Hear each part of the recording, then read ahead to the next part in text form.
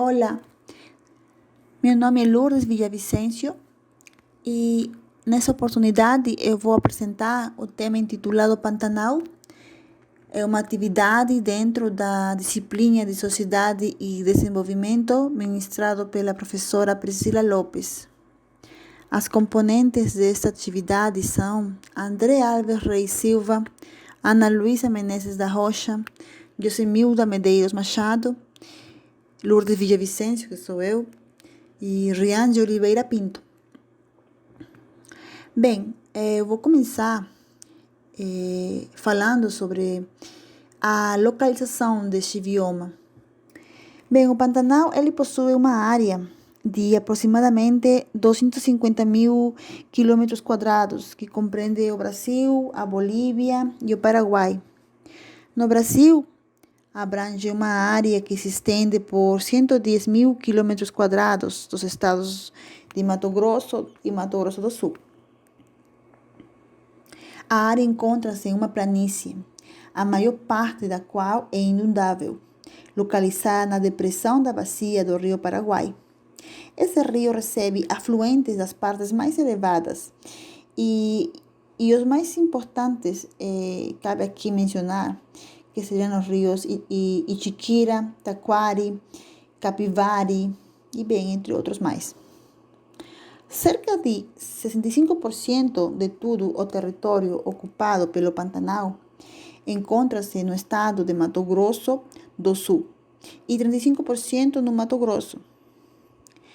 As suas características geológicas, geomorfológicas e climáticas proporcionam a formação de um habitat único, cuja dinâmica é regida basicamente pela captação, armazenamento e distribuição das águas, ou seja, pelo seu comportamento hidrológico. Devido à sua posição geográfica, sofre a influência de três grandes biomas, que seriam o Amazônia, Cerrado e Mata Atlântica. Estes biomas são importantes províncias do continente, responsáveis pela alta biodiversidade característica do Pantanal.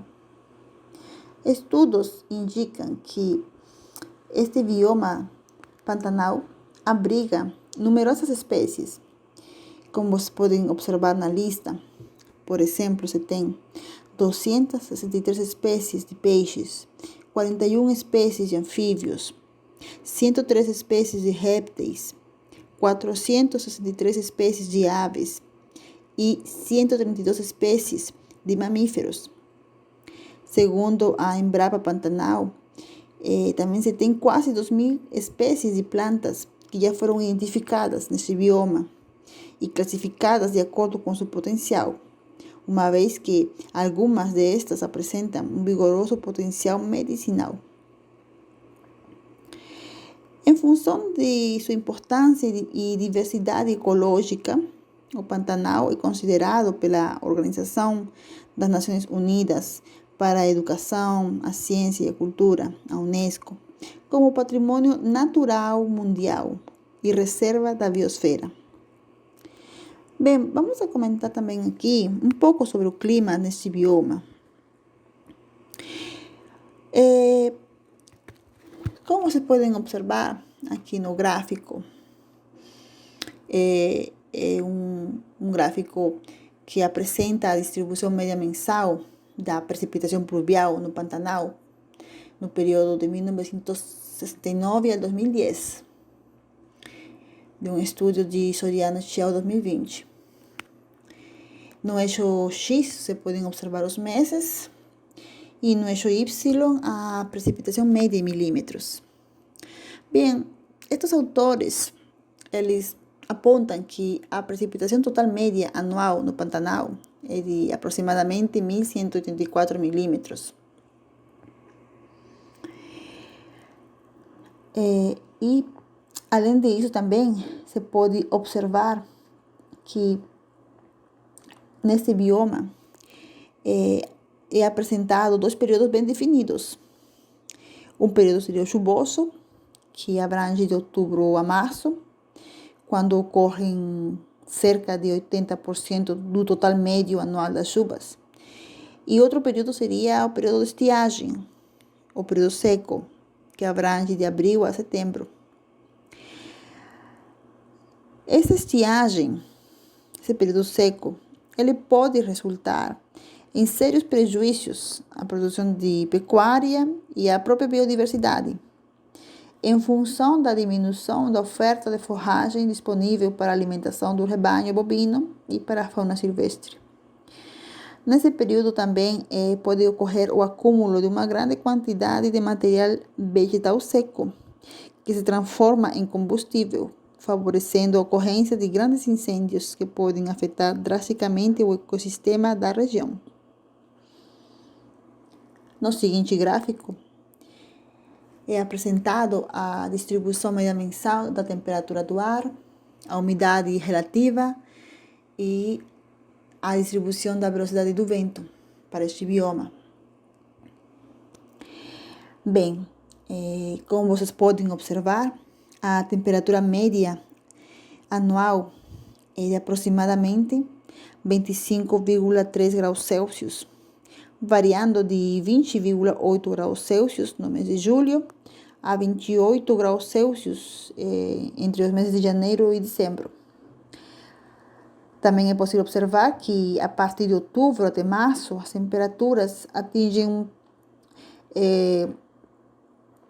uma média acima de 27 graus Celsius. E a umidade relativa média anual aproximadamente é de 80%, oscilando entre 72% para setembro e 85% no mês de março. Estes autores também apontam que as menores médias foram registradas entre os meses de julho e novembro, sendo setembro o mês mais seco da região e onde ocorrem os maiores valores de foco de calor no Pantanal. Também aqui observamos a velocidade do vento média anual. Os autores apontam que um aproximado nesse período foi de 1,7 metros por segundo, oscilando entre 1,2 metros por segundo para o mês de março e 2,2 metros por segundo para o mês de setembro. Os autores apontam que a ocorrência e a propagação de incêndios florestais estão fortemente associadas às condições climáticas. A intensidade de um incêndio e a velocidade com que ele se propaga estão diretamente ligados à umidade relativa, temperatura do ar, além do efeito direto da velocidade do vento. O uso do fogo para manejo de pastagens é uma prática comum no Pantanal, uma prática tradicional. No entanto, o uso do fogo como ferramenta para o manejo da vegetação no Pantanal é uma medida extremamente necessária, uma vez que há riscos de danos potenciais à biodiversidade, ao patrimônio e à saúde pública. Bem, focos de calor no Pantanal. Muitas são as ocorrências de incêndios no Pantanal e frequentes são as notícias de focos de calor neste bioma. Como vocês podem observar no gráfico aqui de barras, ele é advindo do site da WWF, que é uma organização brasileira, na qual é apresentado aqui os focos de calor para os meses de janeiro a abril, nos últimos 10 anos. Então, são registros de satélites no Pantanal em 2020. E especialistas sinalam que estiagem incomum para o período e manejo inadequado do uso do fogo em áreas produtivas são os principais motivos para esse crescente número, como vocês podem observar. Como vocês veem, se compararmos o período de janeiro a abril de 2019 com 2020, os números são bem altos, pois foram 674 em 2019 enquanto que em 2020 já foi uma soma de aproximadamente 1.456 focos. Então, é um indicativo de que a ocorrência de queimadas na região mais que dobrou de um ano para o outro. Esse número é o maior dos últimos 10 anos e é aproximadamente 6 vezes maior que a média desse período. Além disso, a área queimada nos 4 primeiros meses de 2019 foi de aproximadamente 1.180 quilômetros quadrados. E em 2020, foi um valor que atingiu aproximadamente de 1.630 quilômetros quadrados, ou seja, de 2019 para 2020, aumentou 38%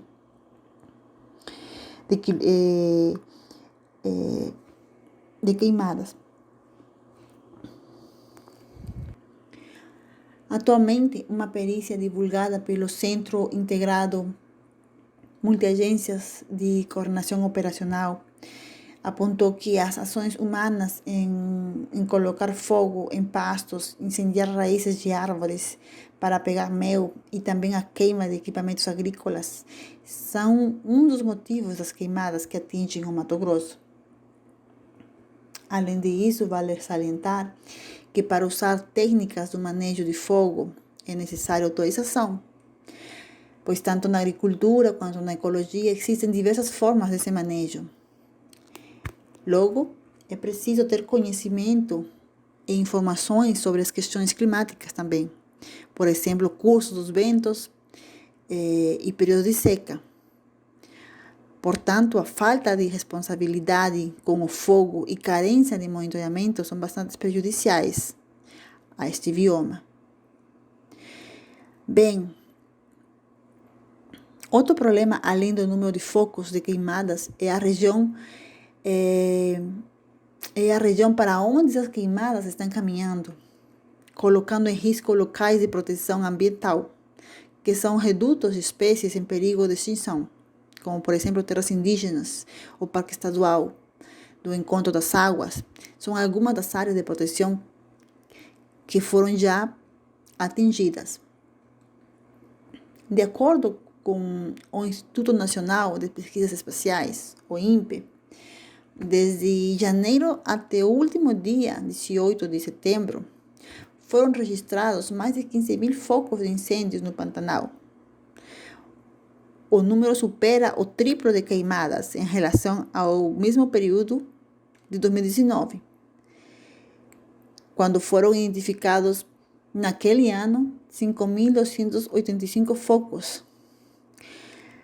As chamas já atingiram 2,3 milhões de hectares do bioma, ou seja, cerca de 15% de toda a sua extensão.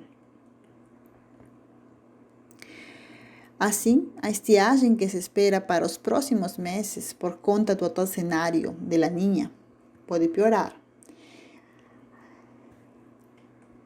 Pode piorar essa situação das queimadas, tanto no Pantanal quanto na Amazônia também, com impactos diretos à saúde da população que vive nessas áreas, ou mesmo em outras regiões também do Brasil. Bem, isso é tudo. Obrigado.